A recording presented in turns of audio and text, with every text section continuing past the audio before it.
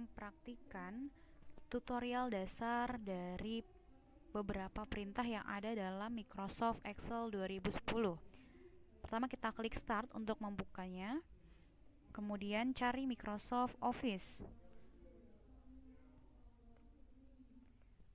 Pilih Microsoft Excel 2010. Oke, kita tunggu. Nah, sudah terbuka. Mohon maaf ini tidak terlihat. Kalau bisa kalian praktikkan, nanti akan muncul di sini tulisannya adalah Book 1, title barnya atau judul filenya Book 1.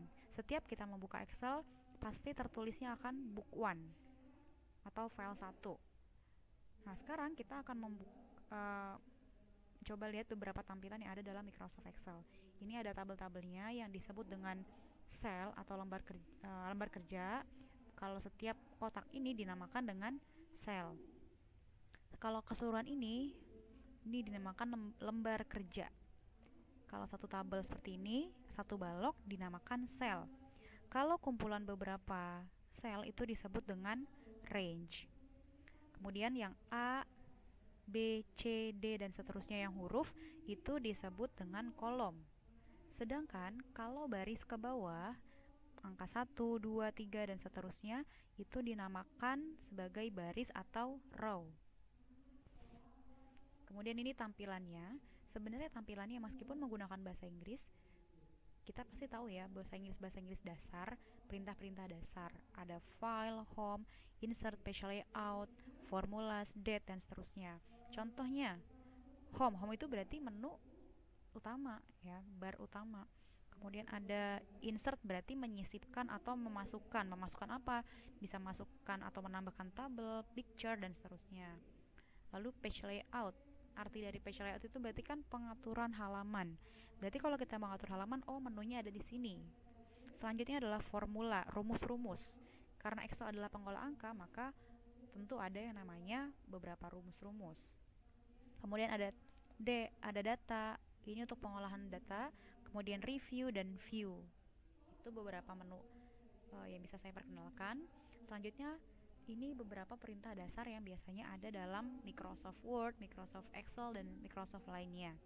Yang pertama, bagaimana caranya menambahkan atau membuka file baru atau dokumen baru? Yaitu dengan mengklik file, kita pilih new, klik blank workbook, pilih create. Nah, kayak ini muncul. Jadi kalau terlihat sebenarnya di sini ada bacaannya book 2 atau book 2. Kita klik misalnya, kita ketikkan Yadika Aka Dasar. Oke. Nah, selanjutnya file ini akan saya simpan, yaitu dengan mengklik file, save, atau ada juga di sini logo dari Quick Access Toolbar. Ya, kita klik nih yang biru juga bisa ya. Gambar warna biru ini, klik bisa juga, atau dari sini file save. Cari tempat penyimpanan yang kita inginkan, bisa di dokumen atau di file data D. Oke, saya simpan di data D, kemudian kita ganti file name-nya misalnya tugas 1 AK dasar. Nah, kita save. Nah, mohon maaf ini kalau terlihat sebenarnya di judulnya atau title bar-nya di sini bagian atas ya tengah ada tulisan tugas 1 AK dasar karena file ini sudah tersimpan. Sekarang kita kembali lagi ke book 1, kita tutup dulu ini. Kita mau buka lagi tugas yang tadi, misalnya tugasnya sengaja ketutup atau misalnya kita mau buka lagi di waktu yang lain. Caranya tinggal kita file, open, kemudian cari berkas yang sudah kita simpan tadi di data D, cari tugas 1 AK dasar. Nah, ini dia, klik, pilih open. Nah, kebuka lagi file yang tadi sudah kita buat ya. Selanjutnya, bagaimana langkah menambahkan menu Quick Access Toolbar? Jadi kegunaan Quick Access Toolbar adalah ketika kita mau melakukan suatu perintah atau menjalankan menu, kita tidak perlu mencarinya di beberapa toolbar-toolbar yang ada di sini ya. Kita tidak perlu mengklik-klik, tapi tinggal kita pilih gambar atau icon yang ada di tampilan Quick Access Toolbar sini.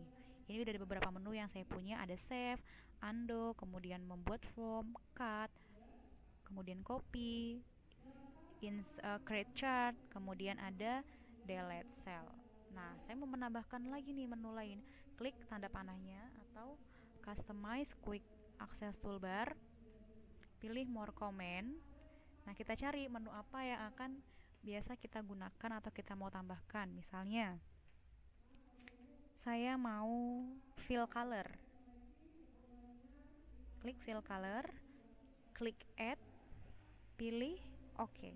Nah, kita lihat jadi fill color ini sudah muncul sendiri di sini.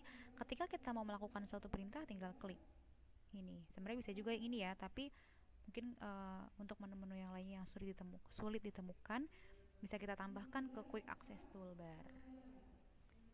Nah, itu ya. Langkah terakhir adalah menutup jendela Microsoft Excel. Tinggal kita bisa klik kanan atas yang tanda silang yang bacaannya close, atau bisa kita klik file exit. Nah, langsung tertutup sendiri. Jadi itulah beberapa tutorial dasar yang biasa digunakan dalam Microsoft Excel. Silakan bagi yang belum paham bisa dipraktikkan, atau bagi yang sudah pernah mempraktikkannya tapi lupa bisa diulang kembali. Bagi yang tidak mempunyai laptop, silakan kalian sering-sering menonton video tutorialnya supaya paham ketika nanti kita praktik bersama di lab.